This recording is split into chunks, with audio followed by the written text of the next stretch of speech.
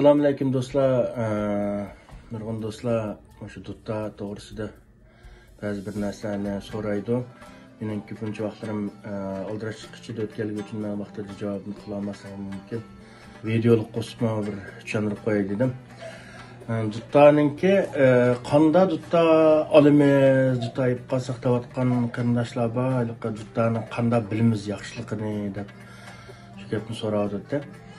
Menimcha men o'zimga tajribasiga asosan so'zlab beray. Onun ustiga duttani tanlash to'g'risidagi hamda kichik tajribalarimni aytib beray. Men bir dutta yasaydigan odam emas, ammo duttani uzun mezgil chaqirligim uchun, ham kasbiy musoadan chiqqanligim uchun buni so'zlashga balla uyga bir yodikorlik ib qo'yish uchun ben size soruyordu. Şunun için ben esaslı deydiğim duttaninki yağışı meselesi de. Onun için bu yağış üzümünün olsa şu bek yaxşı oldu. Üzümünün yağışı jasıgan bolsa yaxşı oldu. Hem de bazı yanakның yağışını bak kendiki kimse aralashtirib qo'ydi-ku. Ondalar bo'ldi. Duttaninki ama üzümü yağış olgan naytı qurgan bo'lish kerak. Üzümünün yağışını quritgan bo'lsa, u qanchalik uzunning qishinchik uzun chidamchan bo'ldi. Buni uzun yağış ostixiyat qilib deb qaraydi cho'nga.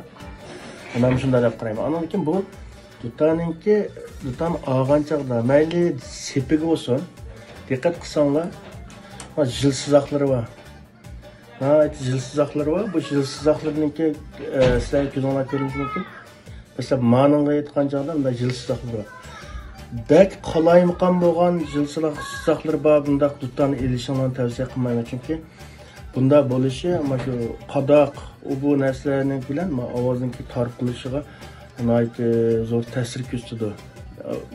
Chunki bu duttardan chiqqan sada tavrinish orqali bo'lgan ekan, bu parallel holatda bo'lsa, bu ovozning tekshir tarqilishiga ovozning ham yangroq bo'lishiga ta'sir ko'rsatadi kasbiy nuqtadan.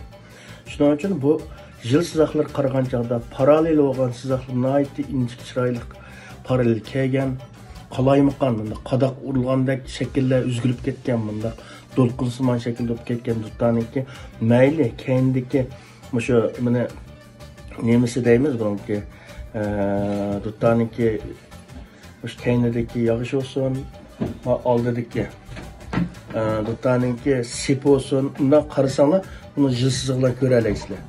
Nihoyatda siliq ham tekshir kelgan jilsizlik bo'lgan, yuzi qarasanglar shundaqa.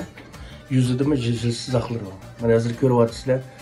Beklam tekshir bo'lgan bo'lsa, bu jilsizliklar ovoz shundaq yarangliq, jonliq chiqadi, jaranglik chiqadi.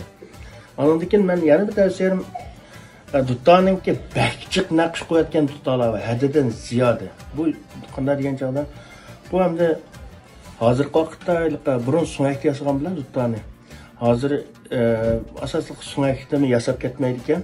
Bak zil muzika yasash hunarvandlari suyakni qo'ygan bilan normalda biraz azan tutgan duttalarning hammasiga deklama shu plastikda naqsh qo'ygan. Bu plastikka qo'ygandan keyin bu so'ngga o'xshash yillar o'tgan sari bu qurib, jarang taraqshmishda bo'lmaydi ekanda, ama shu petim turdiki, o ovozni faqatla chiroyli bo'lgan bilan va ovozni nima deymiz, yeb oldi, cover qilib oldi ekanda. Shuning uchun bak ko'p bo'lgan naqsh va duttani ilishning hojati yo'q. Hamda oldi taraf hatto mishallargacha shunday qo'yilib ketgan bir naqshlar bor. Men cho'g'anchada bu ovozini tutib qoladi deb qarayman.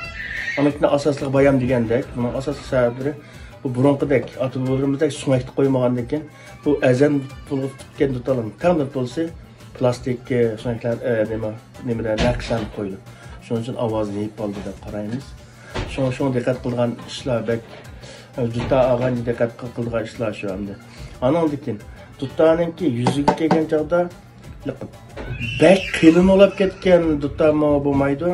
Ondan keyin duttaning yuzi bekni buzib ketgan. Buni haqiqiy har qanday bir o'g'aval bo'lsa, urib baqsin bo'ldi. Qaysi qanchalik azoq urgandan keyin bu bilindi. Normal bo'lsa, naydi jaranglik yaxshi chiqadi.